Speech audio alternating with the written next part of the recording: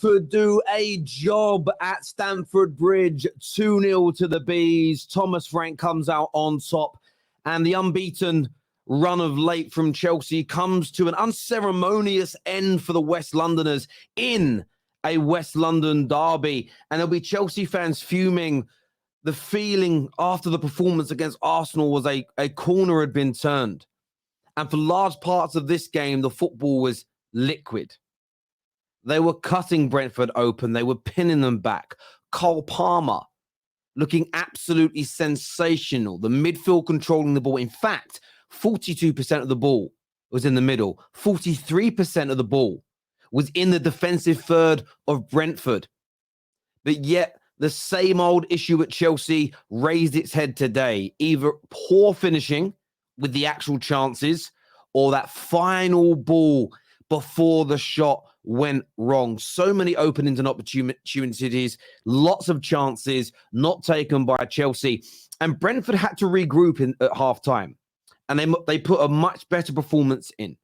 And there were some really good patterns of play from Brentford that made them very dangerous in that second half. And the goal from Pinnock, who I believe was man of the match today, another sublime performance at the back, very reminiscent of what he did at Old Trafford a few short weeks ago. And he gets onto a ball, but the play down the left-hand side into Abomo and the cross, it happened like 5 minutes earlier and they just missed. Well, they didn't miss. It was a good shot. It was well saved by Sanchez in goal. And Brentford were looking dangerous in the second half on the counter-attack. And as the game went on, there was some naivety in this Chelsea team. And I spoke last night about Tottenham and how they just remain relaxed throughout their games. What Postecoglou was brought into Tottenham is this relaxed nature of just keep playing our football and we'll win. And what Chelsea started to do as the game got older and older is they started to put an extra man forward. Maybe a player or two wouldn't track back and get into shape because they were becoming desperate to score. That desperation led to gaps and Brentford exploited them. It was an excellent game plan from Thomas Frank. He believed that would happen. Stay resolute, stay compact. They will eventually give us chances. And that is what Chelsea did. And of course, the final goal, the cherry on top of the icing, very much so for Brentford. Look, was it a 2-0 game to Brentford? Not in terms of play. But when you throw your goalkeeper up and then you're caught on the break at the end, it was always going to happen. In that last 10 minutes, the game was either going to be 1-1 or 2-0. It was only ever going to be one of those two results at that point. And look, Brentford win. They deserve their win. Defended resolutely. Goalkeeper made great saves. And they just in the end stopped Chelsea. The only element of fortune that you'd probably put in Brentford's favour was the shot from Madueke very early on in the game that hit the post come crossbar. Could have been a very different match if that shot had gone in. But the longer the game went on, the more it looked like Brentford were going to come out on top. And for me, this is an area that Chelsea have got to work on. There's a few things here. One, the football they play is fine. That hasn't got to be looked at or touched. They've got to remain more patient. They've got to remain more calm, cool, and collected so they don't start leaving gaps for their opponents. What they also need to do is become more resolute and become stronger at home. Only 2 wins in the Premier League at Stamford Bridge since February. Now, as much as the football's looking better, as much as there is a foundation to grow from, you've got to start turning that round. You've got to start building your confidence, and winning is going to do that.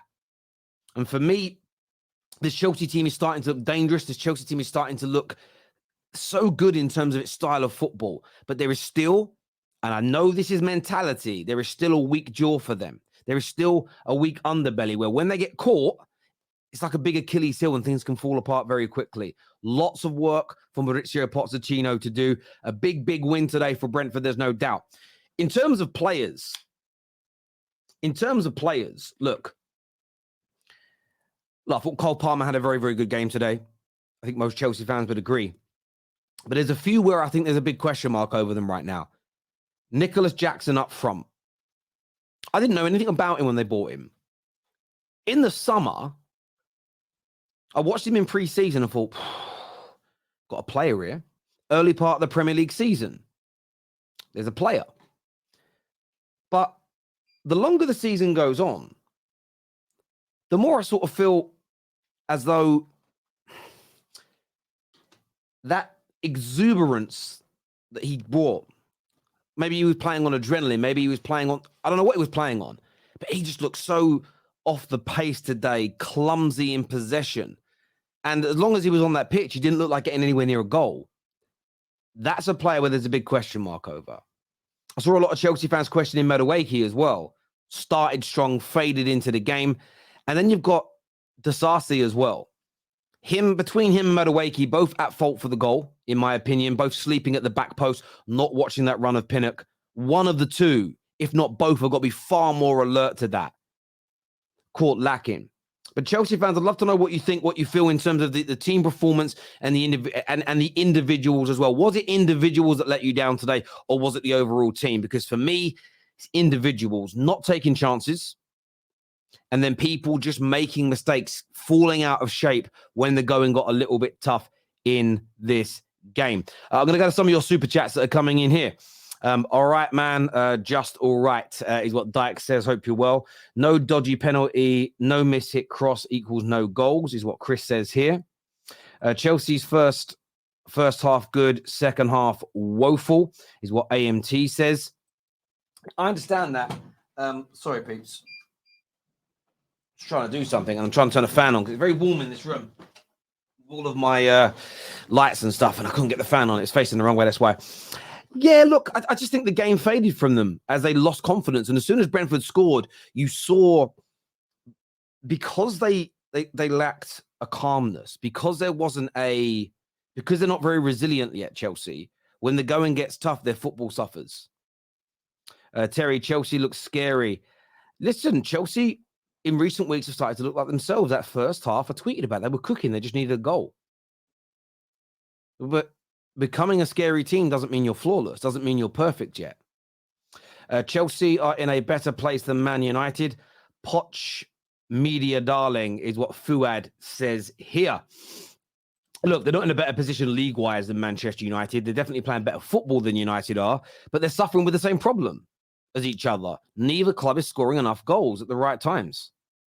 True Blue, one of our members here, says no one will mention the fact that the Chelsea bench had one goalkeeper, two right backs, a centre back, a CDM, and an 18-year-old who hasn't touched the ball this year.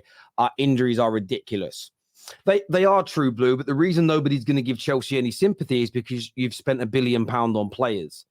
So as much as the injury list is bad, it's never going to garnish any sympathy from rivals, atypically, because of how much money you spent, bro.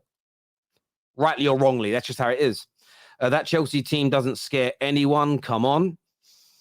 Chelsea are toothless. A Billy spent for nothing is what Ginger Bish has got to say. They catfished us, Terry. We are supporters of the biggest morons at this point. So frustrating. How can we not test the goalkeeper even once? How is that possible? Is what Harsh has got to say here. Musbar says, who says, keep the blue flag flying high. There are no excuses for Poch. This team is the same as last year. Don't take chances and get punished. He played a centre-back at right-back when we have two right-backs on the bench. Yeah, that really confused me because Gusto's look good.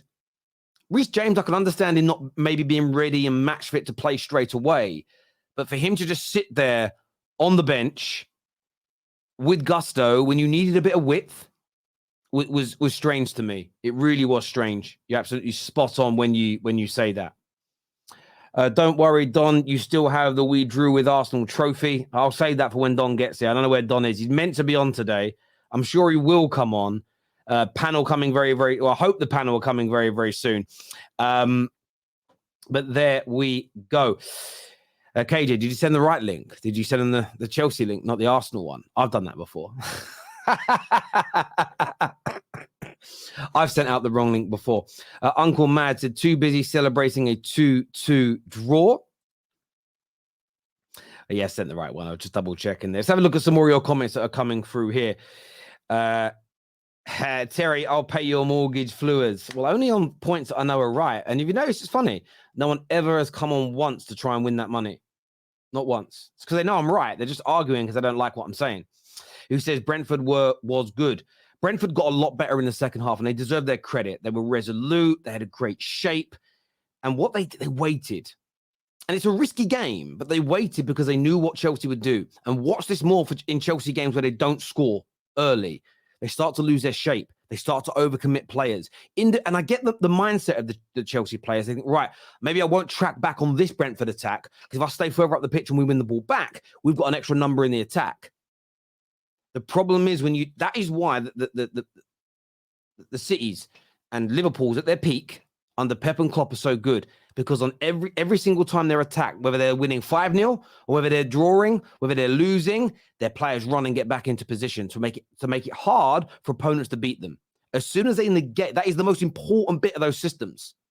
It isn't the passing and the shapes and the patterns, that basic fundamental. If they're hard to beat, you've always got a great chance of winning games. And Chelsea still, when the going gets tough, they become a little loose, a little bit raggedy, and they're not easy to beat. They're not easy to beat, but there's holes to exploit, and that needs to be improved. And Brentford got that game plan absolutely spot on today. Can't use the injury excuse now. Need to be less predictable with our passes. Need better movement off the ball is what Mike Stewart, who's a Chelsea fan, has got to say here. David here says, Brentford punch well above their weights. Fair play. Must be fun to be a fan of that club. Don't tell Lee Gunner, though. It must be great to be a Brentford fan, as you say. Like, they got a new stadium. You know, a new stadium, they only had like 72 million to spend on it. And when I say only, you compare that to some of the big boy stadiums that have cost 500 million, £1 billion to build.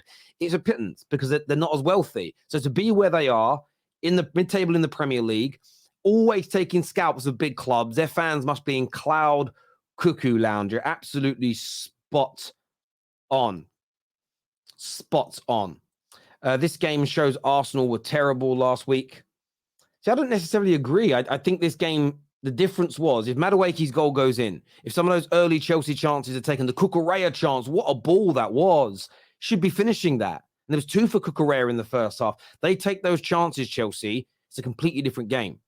Equally, they missed their chances against Arsenal in the first game and don't have that fortuitous cross that went in. It could have been a different game. Goals change games. They change your perspective.